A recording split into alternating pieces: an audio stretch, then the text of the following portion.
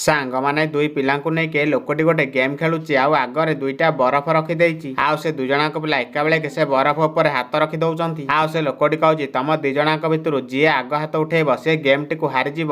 ଆଉ ଯିଏ ପଛେ ହାତ ଉଠେଇବ ସିଏ 2000 ଟଙ୍କା ଜିତିଯିବ।